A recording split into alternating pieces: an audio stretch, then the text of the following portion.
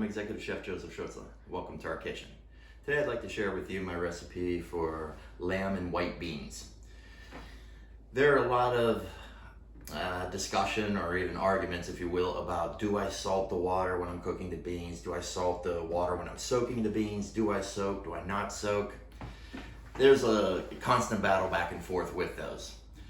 So to find out, join me now and let me show you some tricks and some maybe unknown or little known facts about cooking dried beans. Well, I have a pan preheated with 2 tablespoons of oil, and I'm adding some garlic to sweat.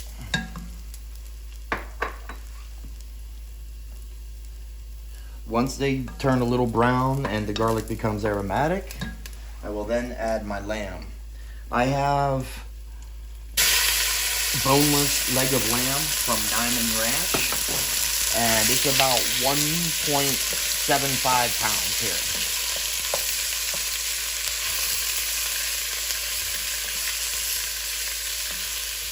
So we'll get that searing and try to get some nice brown color on the edges. Now, beans have a starchy coating on them that slows the cooking process naturally. But when they are dried, they're even more protective and slows down the cooking even further. So soaking the beans will help remove some of that indigestible starch that also causes flatulence. And it's always been my teaching that salt slows down the cooking process, not necessarily makes the bean harder. Again, there's other variables involved in that. For instance, why after cooking, even 2-3 hours, the beans are still hard? One is they could be old. If the beans are old, the pores on the bean will close, not allowing water to get in to cook the beans. So no matter how long you cook it, it's still going to feel or taste hard. Also, if you have hard water, that negatively affects the cooking on it, and the presence of an acid. So all those things are primary factors in the slowing down of the cooking of the bean or resulting in hard beans. Now, I mentioned about the presence of an acid. So to make a, let's say, an alkaline environment, what you can do is during the cooking or the cooking liquid is add 1 teaspoon of baking soda for every cup of dried bean. That will also cut the cooking time down probably in half. So I've never tried that before, but we're going to do it today. The beans that I have 2 cups of white beans, and they've been soaking in water for about 5 hours rather than overnight. So now we got our meat braising a little. We want to get a little more color to it. Also, with soaking beans, dried beans from the grocery store, I've never had it happen to me. This pertains mostly to heirloom beans. Sometimes if you soak them, the following day, they will actually start sprouting on you. So, soaking beans is, you got to be careful, I guess, with it. Another thing is some people argue that soaking beans takes away flavor of the bean. Again, I don't feel that I lose any flavor by soaking because I normally add herbs to it anyway, whether it's Harissa spice or controne pepper, bay leaves, thyme, things like that. So now that I got the lamb browned up, I will add 1 cup of onion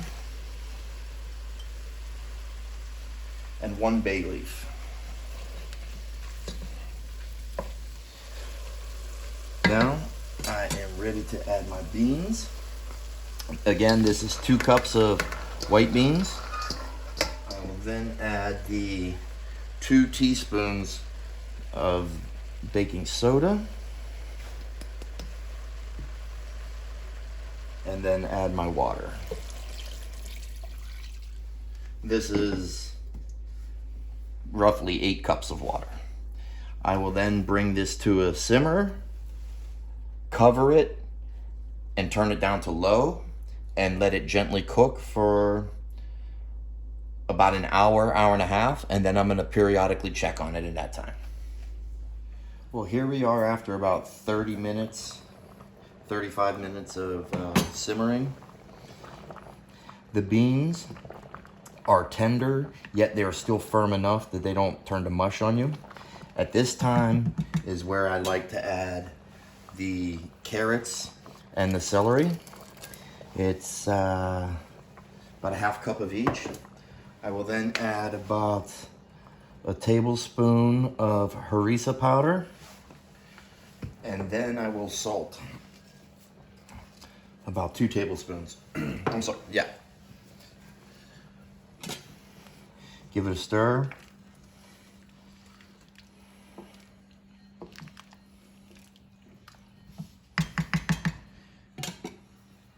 And then we'll put the cover back on, put the temperature down to medium-low, and have us a nice simmer until the vegetables cook.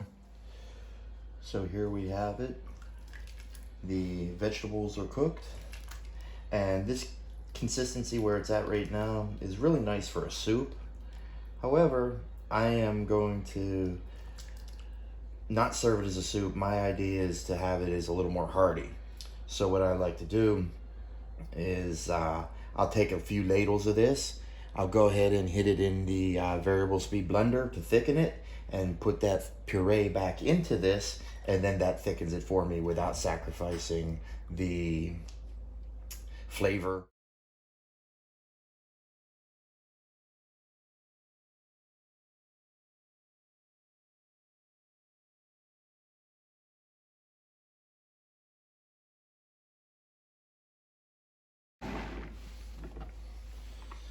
And we will pour that into.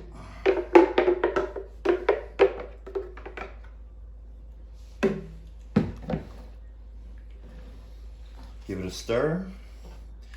Take one final taste test for the salt levels, and serve.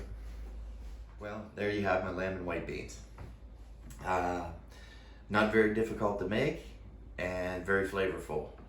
I hope you got some takeaways from it, with soaking versus not soaking, salting versus not salting, as well as adding the baking soda, which I learned today to do not use. So, well, thank you very much for joining me. I hope you enjoyed it.